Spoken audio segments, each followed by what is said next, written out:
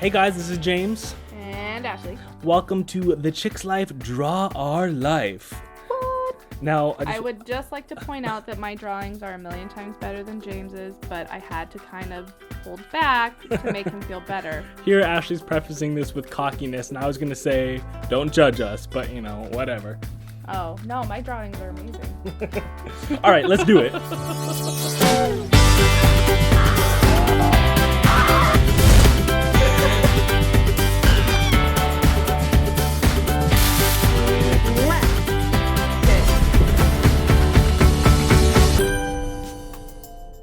So I was born April 1st. Really don't want to say the year, but you guys probably already know because James brings it up all the time. 1985.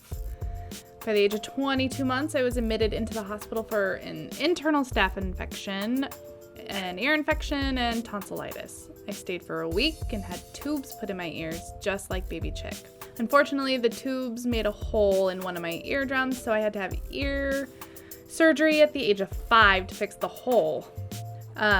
Because it had basically made me almost deaf in my right ear. But it was fixed, I can hear, and then after that, I just remember a lot of camping, crabbing, fishing, family reunions, which I always looked forward to, going to the beach and getting to help my mom cook. Sorry, Mom.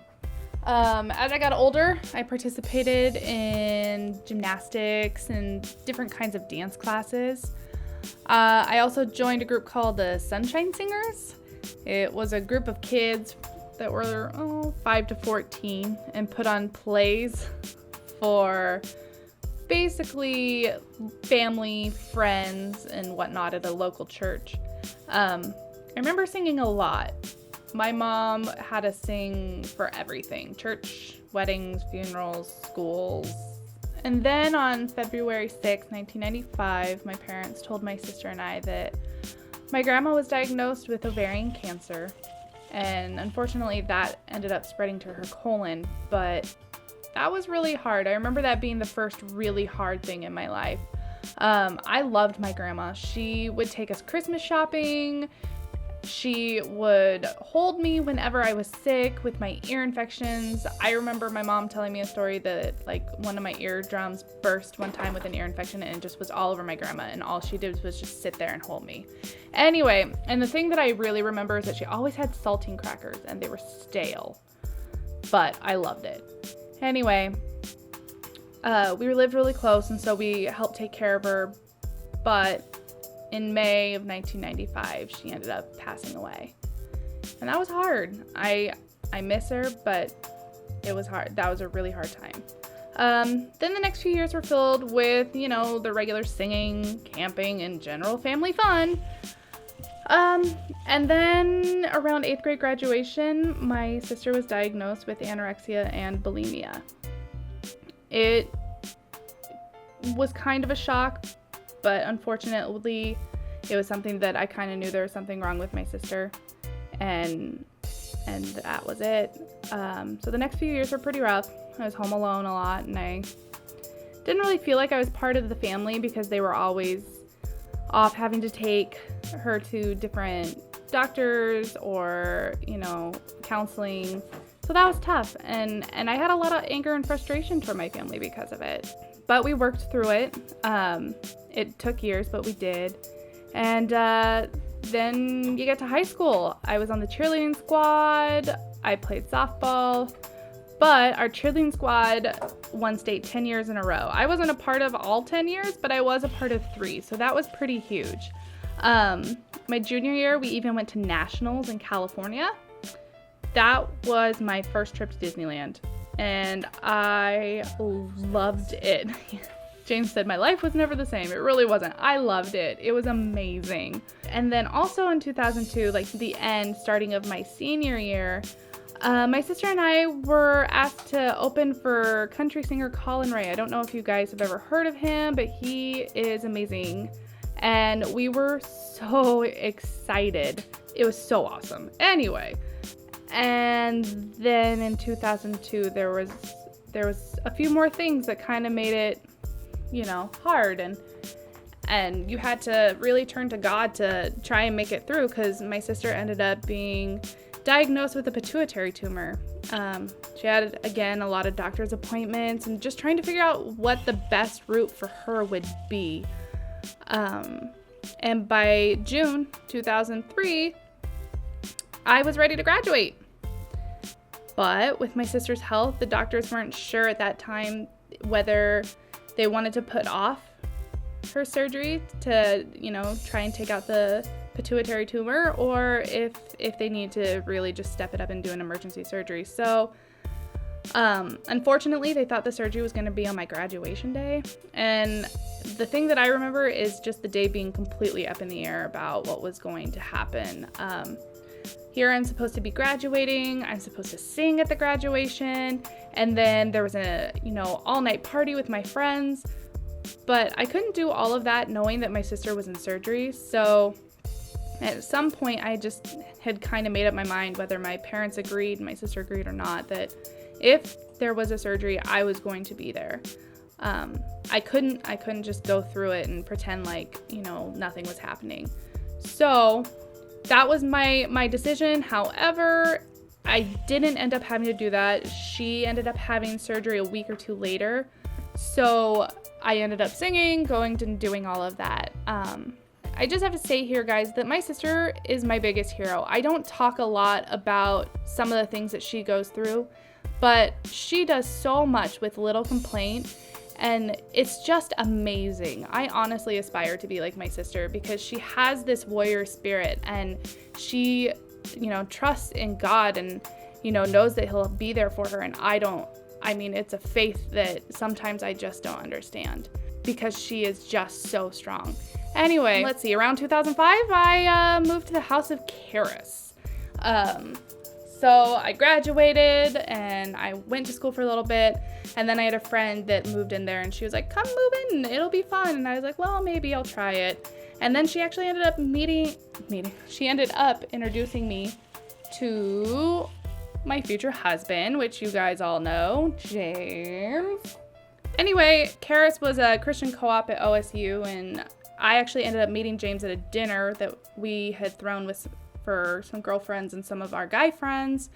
And I thought he was weird at first, but he was cute, so... But let's rewind a bit before all this. I was born in Portland, Oregon back in 1986.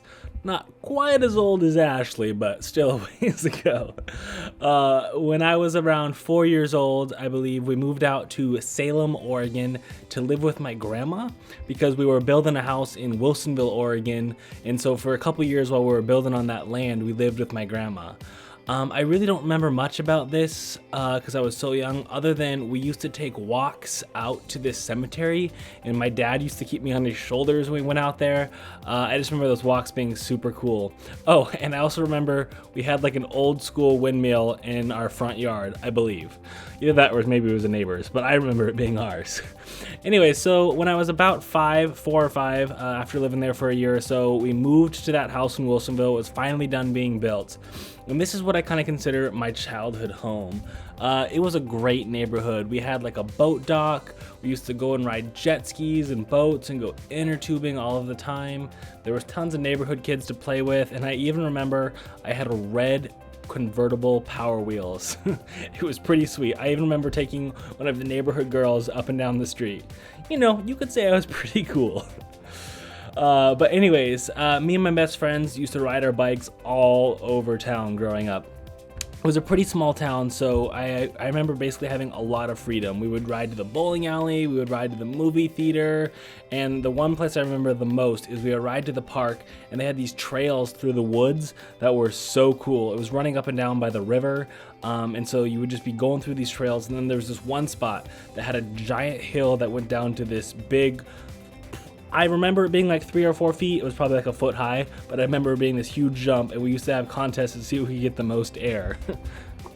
But anyways, I forgot to mention, throughout this entire time, I was actually being homeschooled. I only went to public school, I believe, for kindergarten, and then around 1st grade through 6th grade, I was actually homeschooled, which I did on the computer. I did a lot of computer stuff, not a whole lot of penmanship, which is probably why you can't read my handwriting. Anyways, unfortunately, when I was about 10 years old, all of this awesomeness, the bike riding, the trails, the convertible Corvette, it all kind of got flipped upside down because my parents got a divorce. I went from this amazing house, all of these things, to basically living in 2 little tiny apartments on different sides of town, and my life was pretty shattered. I remember it being pretty rough. But by the time I reached the 7th grade, I stopped homeschooling and I ended up going to this little tiny private school called Open Bible, which was pretty great for me actually, because it was a great way of transitioning from homeschooling to being in a public, or not public, but a structured school system. So the fact that it was a small school didn't really bug me. It actually allowed me to play soccer and basketball on a team. I tried to play soccer ball and basketball, but I was definitely more of a bench warmer, pretty darn good bench warmer. But because it was such a small school, I actually got to play. So by the time my freshman year of high school was over, my dad had remarried and we had moved in to live with them actually, for when I was with them. I went back and forth between my mom and dad's, but when I was with my dad, I lived at his new wife's house. And I switched schools to Westside Christian High School, which is still a private school, still a Christian school, but it was so much bigger for me. I went from having 8 people in my grade to about 80, which was pretty insane for me. I know most people would still consider that a small school, but it was huge. And I didn't really fit into this new school. Because it was so big, I didn't really find any friends that I clicked with. There was all these other cliques that had already happened in the freshman year, and since I wasn't there, I didn't really fit in. But luckily, by my junior year, a couple new kids joined the school named Kevin and Eric.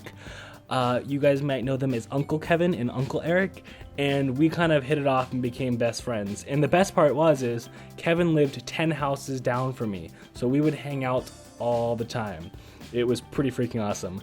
There were so many good memories in high school, but one that stands out to me that I wanted to talk about was this one time at lunch, we took my dad's truck off-roading, you could call it, but it was a 2-wheel drive pickup and we got stuck for hours. By the time we got out and got back to school, apparently the principal was out driving around town looking for us, and the entire school was praying for us that we were safe. It was pretty awesome. By the time I got to my senior year of high school, my stepmom and I were having some issues. We just didn't get along. Everything I did seemed to upset her, and I don't know if I want to call her the evil stepmom because, I was a teenage kid. I'm sure I did some stuff, but basically I felt like I could do no right, and that her son, who was only a year or so older than me, was the perfect kid and could do no wrong. So there was just, we were butt heads, things were not going well. And unfortunately, that had a strain on my dad's relationship with her as well. And eventually it got bad enough that there were more circumstances to it, but they got a divorce. And my dad ended up moving up to Vancouver, Washington, which is a few hours away from where I was going to high school. And by this time, I had some close friends at the high school, and it was my senior year, and I didn't really want to leave. So we agreed that I would live at my grandma's house for the last 9 months or so of my senior year, 6 months or so, and live there. The thing that was crazy about this is most of the time, my grandma was down in Palm Springs at her second house. So I was 18 years old, living alone, going to high school, and I basically had ultimate freedom. This was such a huge shift from before where I could basically do no right. It was awesome.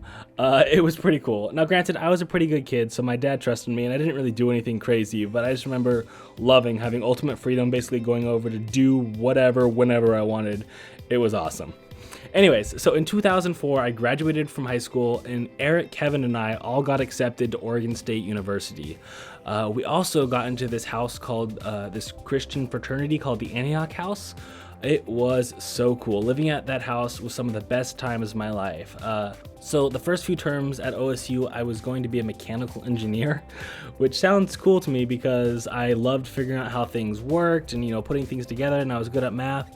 But I very quickly realized that I am not that kind of a person. I just don't have the personality for it. So I switched to doing what my passion was and decided to go into filmmaking. My major was new media communications with a focus on film production, and I was so happy doing short films, all sorts of awesome stuff in college. When I switched majors, it made college 1,000 times better. It was amazing. Anyways, so the end of my freshman year, I met this girl named Ashley Clark who lived at our sister house, the House of Karis.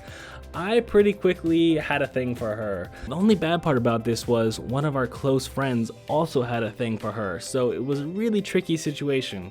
But that didn't keep me and her from going on walks, hanging out, watching movies, and by the time we reached our sophomore year, we couldn't hold off anymore, and we finally decided, you know what, let's just start dating. Because we were basically dating, just not publicly, but we made it a thing. Let's jump forward a few years, and during Christmas break 2006, Ashley, my family, and I all took a trip down to California, where of course we went to Disneyland.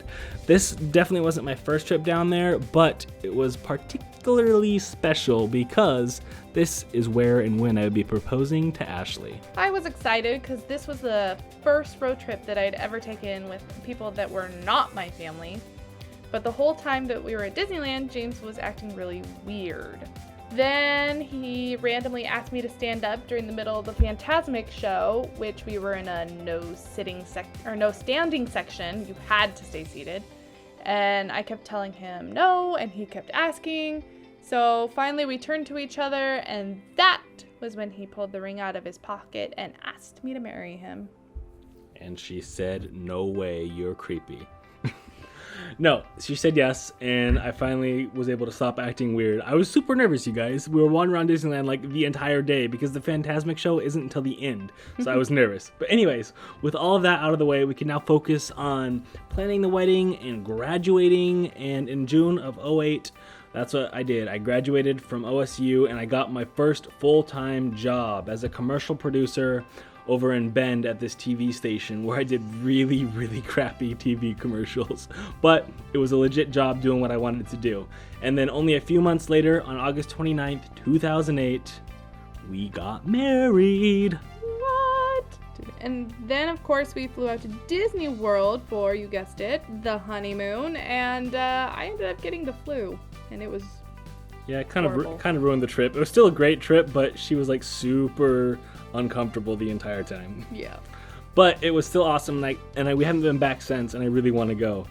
And after about 4 years of working at that local TV station and, training myself, trying to get better at what I do, I was finally able to get a job at a real visual effects house, working on a real TV show on a national TV network, NBC. I was so crazy excited. Even though this wasn't a really stable job, because if the show got canceled, I would basically be unemployed, Ashley and I decided that it was worth the risk, and we went for it. I was so excited, you guys. I had been working so hard for this and dreaming about it for years. So put in my 2 weeks notice, and we moved our entire family up into Uncle Alan's guest bedroom, Apollo and Boots included, all of us in this tiny little 10 by 10 room. And then to make things even crazier, 2 months later, in this massive bedroom, Ashley and I found out that we were pregnant. Saying life was crazy was an understatement. And while James was living with Uncle Alan during the week, I was actually living with my sister so that I could keep my old job until I was able to find a new job up in Portland. So we would have to go back and forth between Eugene and Portland every weekend. It was crazy. And on top of that, I was working like 60 to 70 hours at my new job, 60 to 70 hours a week at my new job, because it was a pretty new up-and-coming visual effects house, and we were still trying to figure out how to streamline things and make things work. But looking back, this kind of worked out to my benefit because it allowed me, who was fairly green in this industry, to, in less than 2 years, I went from being low man on the totem pole to being head of my department and kind of overseeing the final look of everything we did, helping oversee the final look. It was pretty freaking awesome. So while James was busy doing all that, I was busy growing a baby, finishing the classes for my master's, and working at my job. It wasn't the easiest pregnancy, but I have heard of worse. The first 3 months, I had a hard time not throwing up at work. I was constantly having to suck on different candies, those Preggy Pops. It was ridiculous. I had morning sickness all day and was tired a lot, so I was napping a whole lot. And then my second trimester, it was amazing. It was like the skies parted and, the angels sang, and I could eat anything I wanted to, and I was excited about it. Oh, it was amazing. And then the dreaded third trimester, everybody talks about, oh, you're so uncomfortable. Well, yes, you are uncomfortable, but then I also ended up getting carpal tunnel, high blood pressure, and PUPS. For those of you who don't know, PUPS is just a really long acronym for having a rash all over for pregnant women. You can't spread it, but it's horrible. Everywhere. No, you don't get it on your hand, the bottom of your hands and your feet. I'm not gonna go into it. Anyway, it was not fun. I would not wish it on anyone. Anyway, so my doctors decided to take pity on me, and they decided, you know what, let's induce her because this is getting ridiculous. So on September 5th, I went in, I was induced, and it was a long labor. It was just not fun. My nurses weren't communicating well with each other. They weren't communicating with us. The doctor, one of my doctors and my midwives, they were like fighting over, I have no idea what, but they were fighting. And to top it all off, I ended up just having to go in for an emergency C-section because baby Chick just didn't want to come out. Anyway, so after 24 hours, they were like, hey, let's get this girl in there. So I went in for my C-section, and I was really drugged up as far as the pain medicine that they were giving me and just making sure that I was relaxed. It was craziness. The only thing that I really remember is my doctor yelling at everyone that they were not listening to her and then yelling at them that they need to introduce themselves to me. It was a little weird. I also remember actually a lot of interns, and no one asked if they could be there. Only one of them actually asked me if it was okay to be there and tried to really make me feel comfortable by joking around with me. So whoever you are, I appreciate you.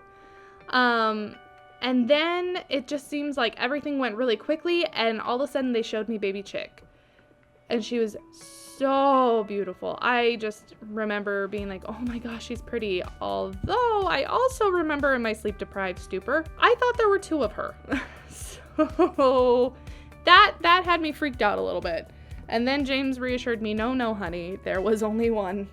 During the emergency C-section, I don't do well with blood, so I was behind the curtain. I wasn't like those other guys that were brave enough to like walk around and see everything that was going on. I was right there behind the curtain with Ash, just holding her hand. And the thing I remember the most is when they first pulled out baby Chick and set her down and were cleaning her off, I remember seeing her feet, and I pulled out my phone and took a picture of her tiny little foot, which was actually huge looking comparing to her little tiny body. She had big feet as a kid, but they were so cute. Life was crazy that year. We had just bought a house, and Ashley had left her job to be a stay-at-home mommy, and I was still working some crazy hours. It took us quite a while to try and get into a routine and get into that groove. Eventually we did, but it definitely took some work. Then in December of 2013, decided to do this crazy New Year's resolution for myself. I decided that I was going to upload a vlog, just every single day. To be honest, I really didn't know how big of a task this was that I had set for myself, but I was pretty stoked about it, and I am glad to this day that I did. It's been crazy, but on January 1st, 2014, we uploaded our first vlog, and that's what started this whole crazy thing called The Chick's Life. And to everyone that has joined us on this crazy thing, thank you so much. All of our Chicklets, thank you for being part of our internet family. And those of you who haven't or are brand new, please do consider clicking that subscribe button and joining our internet family. This is such an awesome community that we're growing. We just appreciate all of you guys so much. Yeah, you guys are amazing. Thank you. And we'll see you all tomorrow. Bye. Bye, guys. Say Rice Krispie treats. I like Krispie treats. I am hanging out with Eric here from E-Poddle. Just so you know, she currently has food in her mouth.